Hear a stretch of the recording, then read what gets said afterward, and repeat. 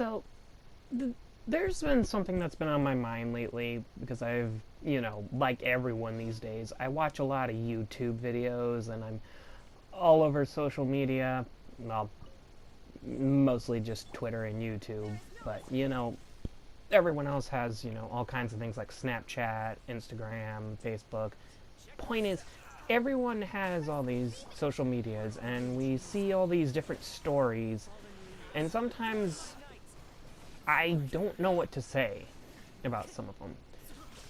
Lately, it's been, a lot of talk's been on Roe v. Wade. There's been other situations like some of the commentary channels have talked about that recent issue in New York with those three psychopaths that destroyed a Belfries. You have, all the social political stuff these days with like social groups such as the LGBT movement and, religious people trying to argue against them, kind of related to Roe v. Wade. The point is, I think at the end of the day that we don't really know what we're doing anymore when it comes to trying to balance everything.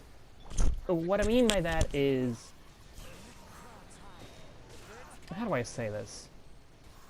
These days, everyone's so focused on pushing a certain agenda or belief that they believe in that there's no way we can think logically at everything. On one hand, you have religious people of various groups trying to push their belief as if it is the fact that it is moral. On the other hand, you have non-religious groups such as, again, the LGBT movement trying to push their beliefs, and that's what people do. That's normal. But then, in the middle of all of it, we have chaotic situations like the Belfries issue recently. And, we have things that are sometimes also tied to it, such as the Roe v. Wade. I think at the end of the day, what we need to focus on is less trying to cause chaos in some way, shape, or form. And yes, trying to push a law for a certain religious belief, whether you believe it is morally justified or not, is still causing chaos because that can harm people. Just going off of the Roe v. Wade, for example, let me paint a picture. So, from what I understand of Roe v. Wade and the whole situation with it being overturned, it was basically abortion is now much more difficult to take care of as a situation because now it's left in the hands of the states instead of being protected by the federal law of, the U.S. and everything. Which, okay, I'm no expert on laws. I'm not gonna say whether the government can or can't do that, whatever. But I will say that ever since then, people have constantly come out and explained why that's a bad idea. Meanwhile, you have religious people saying constantly they're pro-life. Well, going on pro-life, let me ask you a question.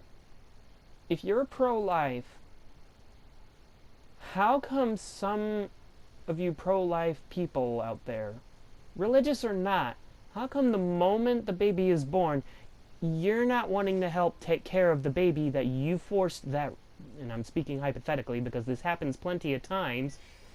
Thankfully, it's not always the case, but it does happen, which is part of the reason abortion's a thing. What about that raped 13-year-old girl? Huh? What about the raped teenager who had to deal with, the trauma of the unwanted sexual act on them by who knows who? Sometimes a family member they thought they could trust, sometimes a total stranger who's just a freak, to say the least. What about them? You think they want to have that baby as a reminder of what happened to them? I mean, yes, I'm sure the baby will grow up, if it's born, to be, a good person, assuming the mother treats it right and everything. But, I mean, what do you say if the baby doesn't?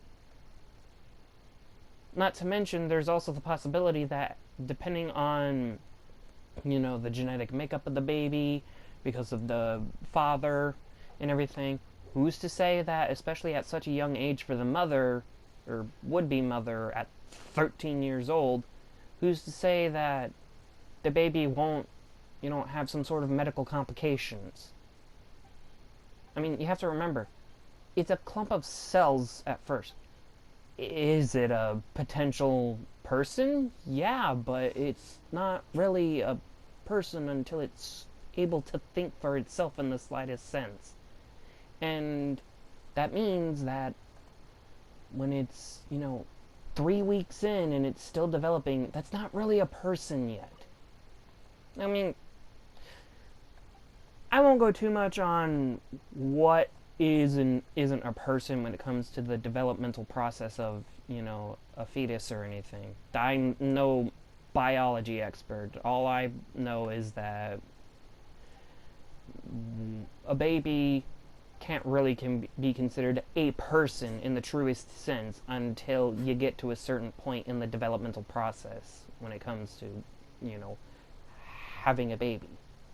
I myself am a guy, I'm not capable of actually having children as far as that part of the process goes. So I can't say, specific details on anything as far as what a woman would experience. I'll never be able to have that experience myself.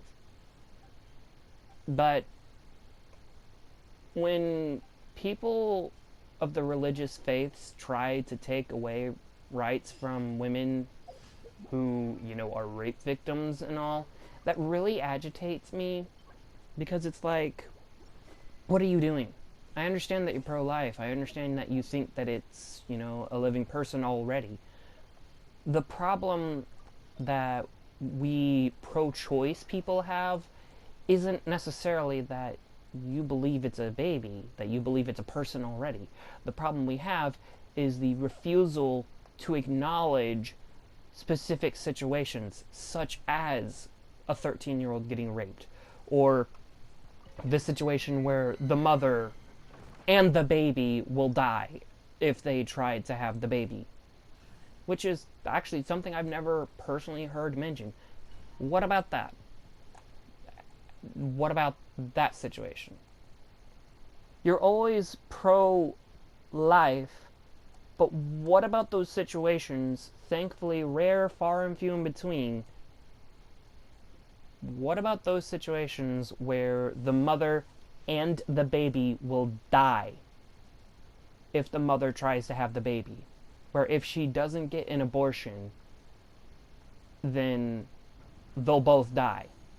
Whereas if she gets an abortion, she'll at least live. Should she not have the choice to basically say, I want to live? Should she not be allowed to, make that decision for herself? It's honestly a question you can't answer, no matter what your religious faith is. Because whatever your answer will be completely against your own motto of pro-life. That's why pro-choice is so much more honest in the situation when it comes to Roe v. Wade, is because we acknowledge those situations where it's a kid that got raped, or it's a mother who will die if she tries to have the baby, as well as the baby dying as is. We acknowledge those situations, and that's why Roe v. Wade exists. If you don't acknowledge those, you're in the wrong. But as far as the whole in the wrong thing I just said, I guess you could argue that that's my opinion, so I'll leave it there. But let's go back a little and talk about another thing I mentioned earlier as part of all this chaos, because really I'm just kind of ranting here a little about things that have been on my mind, in part because of these videos and things that I've been seeing. So let's go ahead and talk about the Belfry situation.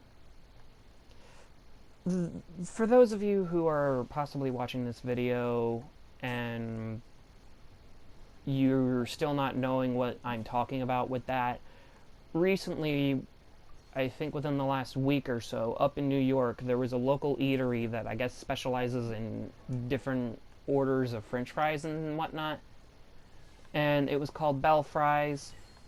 What happened was, between I think 2 and 4 in the morning, these three absolute psychopaths got to this store and they wanted some, I think it was some extra sauce or something with their order.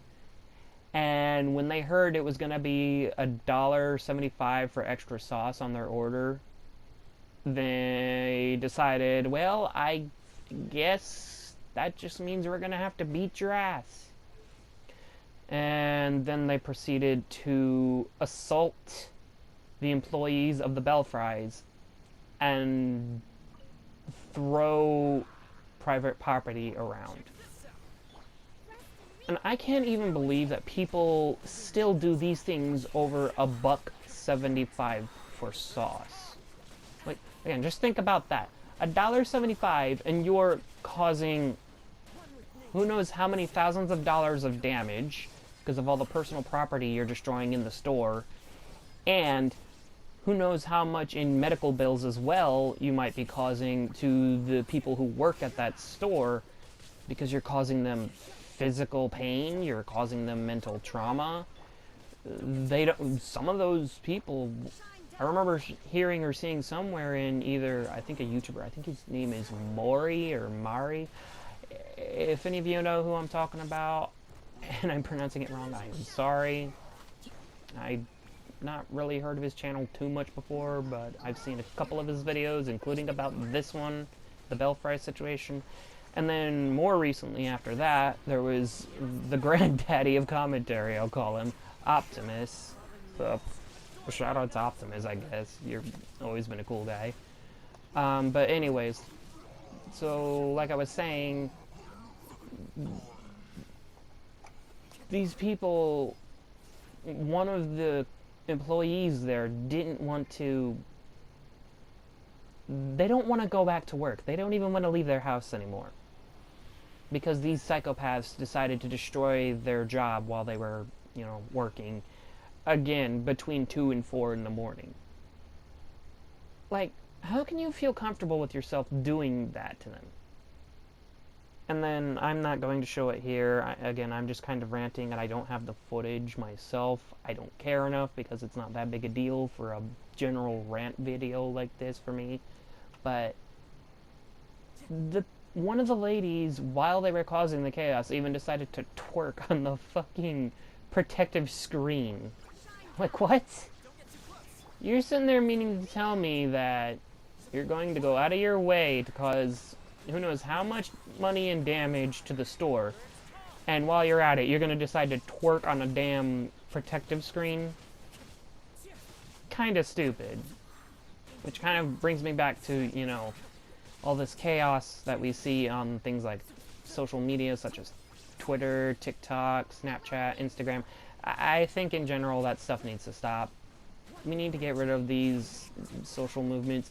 If that means get rid of YouTube and whatnot as well, fine, screw it. I guess I won't be a YouTuber anymore, but then again, no one would. But the point is, we need to get rid of this stuff, because stupid trends like twerking on everything as some kind of flex, or, if anyone remembers those stupid trends such as eating fucking Tide Pods a few years ago, or there's some, and I say this with quotation marks, they're not actually, they're just stupid ideas, these games where you bring each other to the brink of dying by having fun choking each other to death. That was something long ago.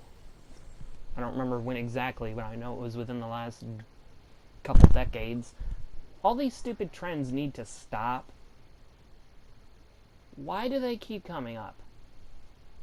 Everyone keeps thinking that you're gonna get, popular for doing something stupid on a video, but then next thing you know, you're, like I was saying before, you're twerking in the middle of a video where you and your friends are destroying a local eatery. Like, one, what kind of fame did you think you would get aside from being called out for being the biggest piece of shit on earth? And two,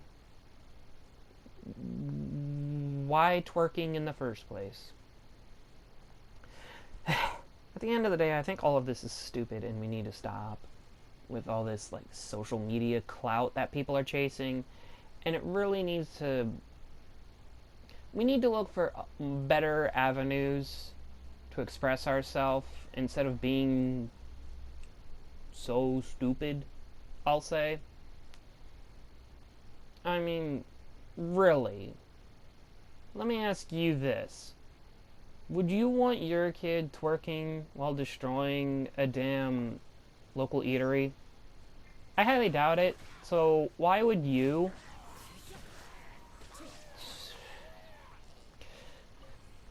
Please, people, stop getting into these stupid social media movements.